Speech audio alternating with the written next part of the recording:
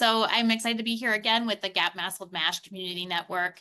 I'm Summer Collier. I'm a nurse practitioner at UC San Diego Health.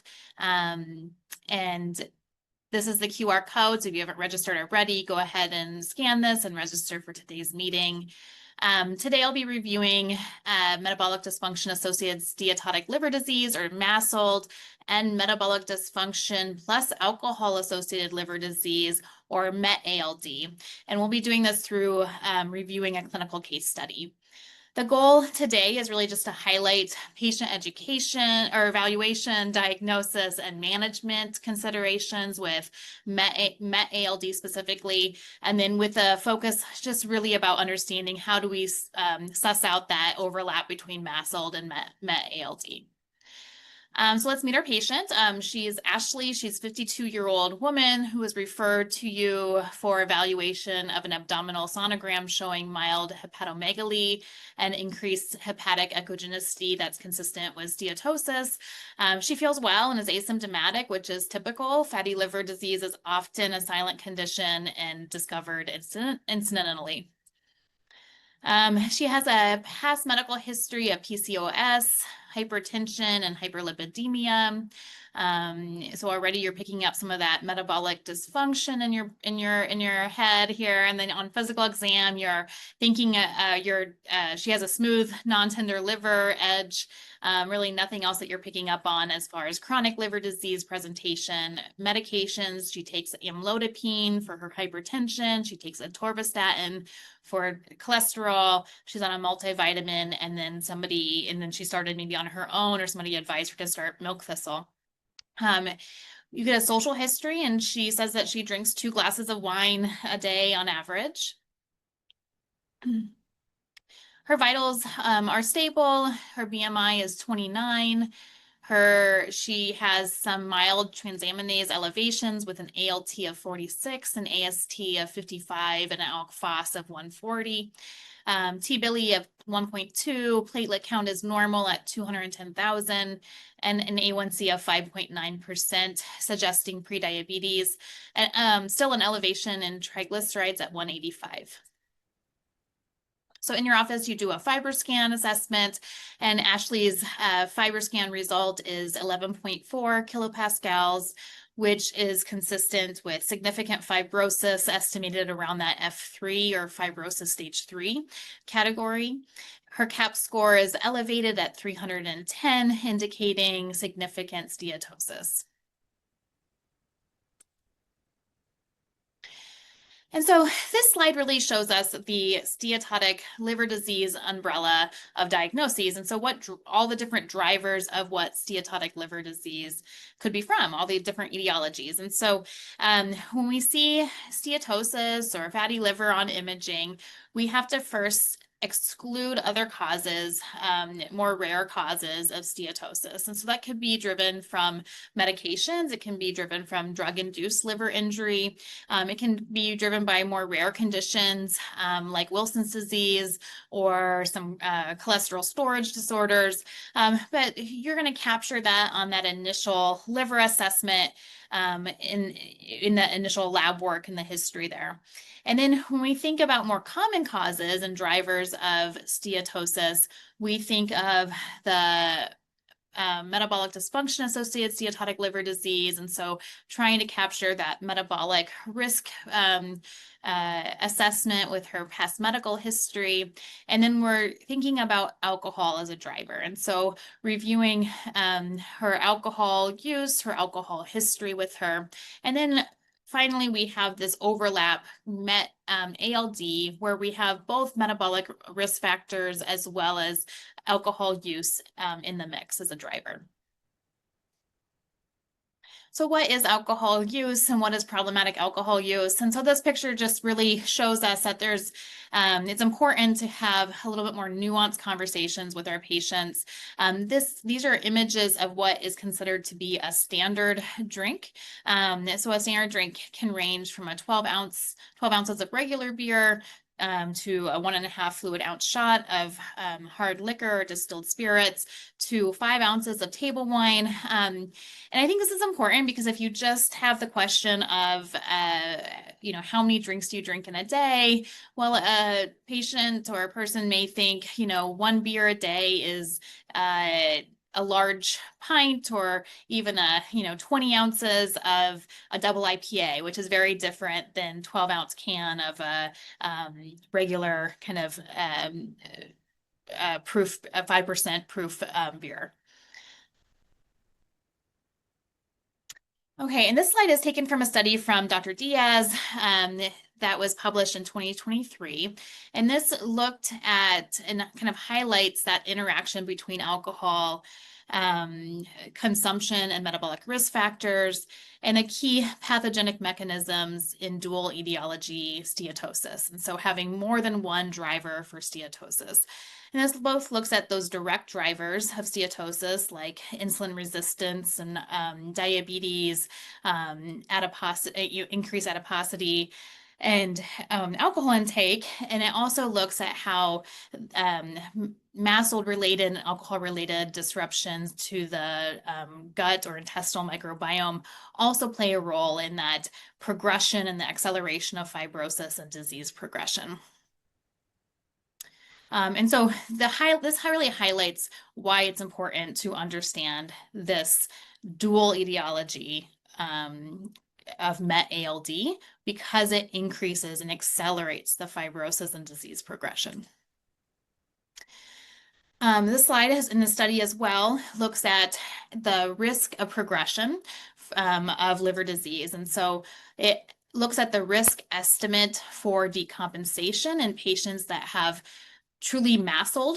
So, metabolic risk factors and no component of alcohol as a driver, versus alcohol liver disease, so alcohol being the predominant driver of their liver disease, and then that overlap of MetALD. And what it shows is that when you have more than one etiology, if you have MASLD risk factors as well as alcohol risk factors, that progression, or that risk of progression to decompensation, is higher.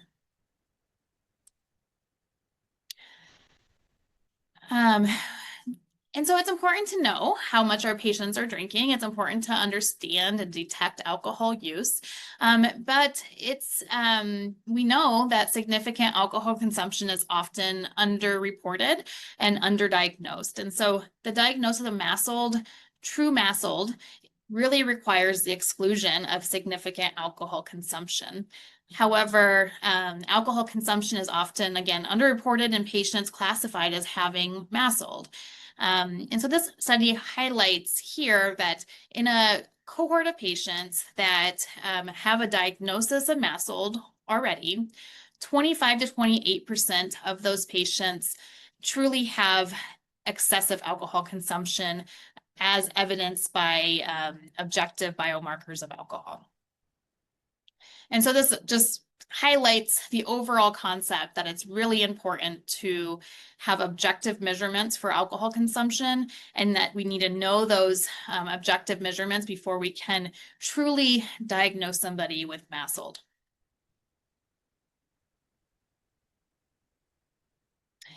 And so when we think about steatotic liver disease and we think about the assessment and the workup of MetALD, there's some, kind of gaps that may fall, that we kind of may fall into when we're classifying somebody as truly MASLD or ALD, or alcohol liver disease.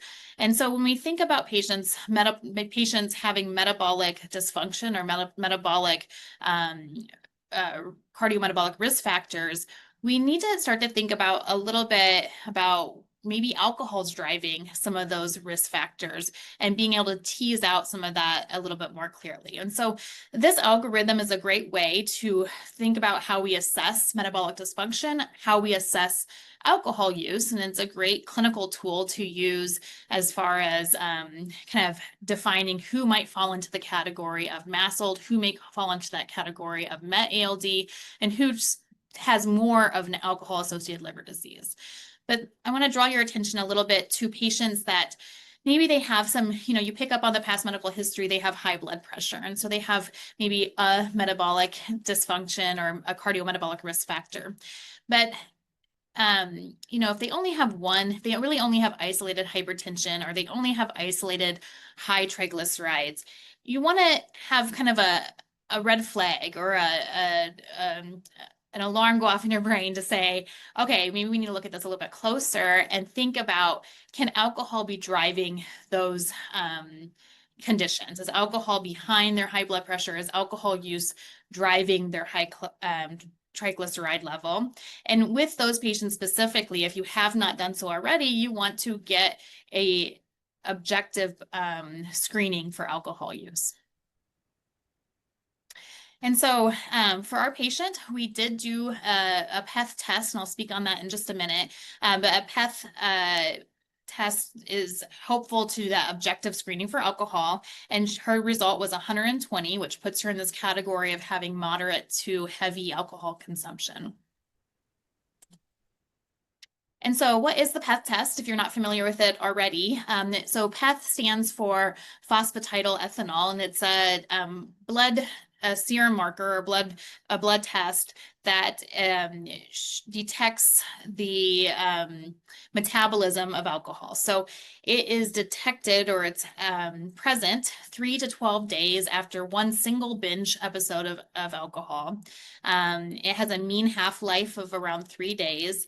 It will be detected longer than that 3 to 12 days if you have a history of very heavy chronic alcohol use over a longer period of time. But it's a great way to kind of measure objectively more significant alcohol use for our patients.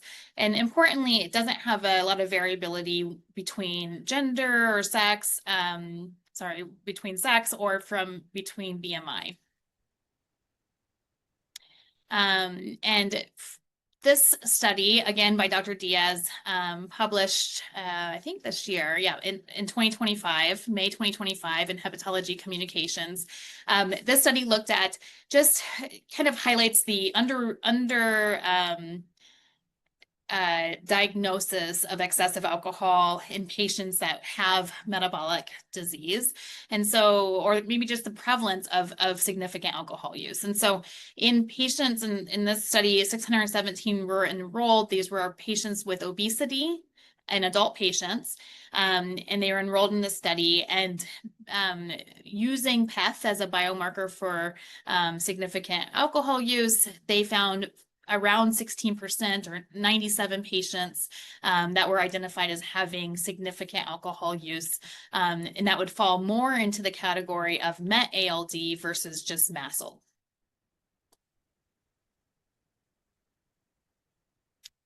And so for our patient, we know she has high blood pressure. We know she has high triglycerides. We know that those are metabolic risk factors, but we also know now that she has significant alcohol use. And so what do we know about how alcohol affects those diagnoses? And so for alcohol and high blood pressure, in 32 randomized controlled trials involving 767 patients, we know alcohol has an effect on blood pressure, and it's a driver for hypertension.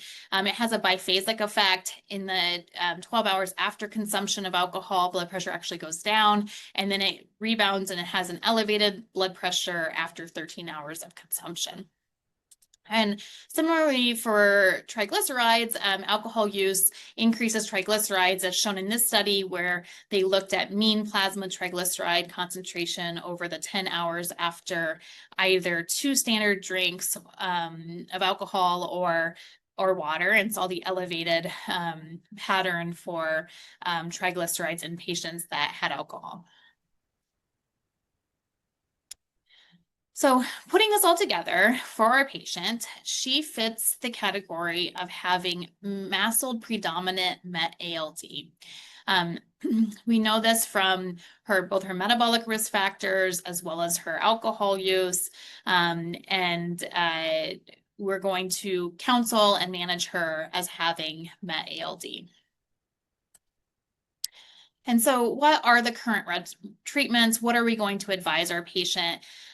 Well, we're going to, of course, give lifestyle recommendations, recommending diet modifications, following perhaps a Mediterranean style of diet, more lean protein, chicken breast, fish, and then more vegetables, more exercise, more movement with the goal of weight loss. We can consider medications for her because she has significant fibrosis and steatosis. And so we're going to think about using FDA approved medications. We're going to think about are we going to recommend stopping alcohol? And the answer is absolutely. Alcohol is a driver for her steatosis and her fibrosis progression. And so it absolutely is not safe for her to continue drinking alcohol, even in moderate or, decreased amounts. And then should we consider starting hepatocellular carcinoma screening? She has F3 fibrosis, and so I would go ahead and recommend starting that screening. She has risk for HCC. So, every 6 month sonogram or imaging, and then tumor markers, AFP as well. And so I'm not sure if anyone here is involved in clinical trials, but this slide helps it kind of goes over the importance of having MetALD clearly defined for clinical trials. And this standardization is really crucial just to ensure consistency across patient populations. And so some of the standardization includes using objective biomarkers to detect alcohol use. This helps to overcome the underreporting of alcohol. It helps to standardize the assessment of recent alcohol, to classify recent alcohol as, more mild, moderate, or significant alcohol use. It helps to certify that there's no alcohol in certain studies that require no alcohol for that study. And then we want to ensure that drivers of liver disease are present, that cardiometabolic risk factors are true and not just alcohol driven. And then we want to consider that the exposure to those risk factors, those MetALD risk factors, are consistent in that 6 to 12 months before enrollment. And so some take-home messages for tonight. There's a new definition when it comes to steatotic liver disease, and that is MetALD. It is defined as alcohol intake beyond 140 to 350 grams for women and 210 to 420 grams in men, respectively. The clinical criteria could underestimate MetALD. So we want to make sure that we're capturing alcohol use in an objective way using biomarkers. We want to ensure that drivers of liver disease are present. And so when a patient has maybe one metabolic risk factor, we want to reassess that, especially after a period of alcohol abstinence. And then we want to consider adequate exposure to risk factors. So we want to make sure that this is a true diagnosis, that they have risk factors for that 6 to 12 months before that diagnosis. And then we want to think about clinical standardizing clinical research to have a clear definition of what MetALD is. All right, that's all I have for tonight's talk. There is more opportunities to learn on the GHAPP MASLD MASH Community Network. There's additional disease state education, as well as a Resdifra podcast if you want to scan this QR code. And then I encourage you to complete and give us feedback using this QR code here. Your input really helps us to plan future education and programming. And happy to answer any questions here through the portal.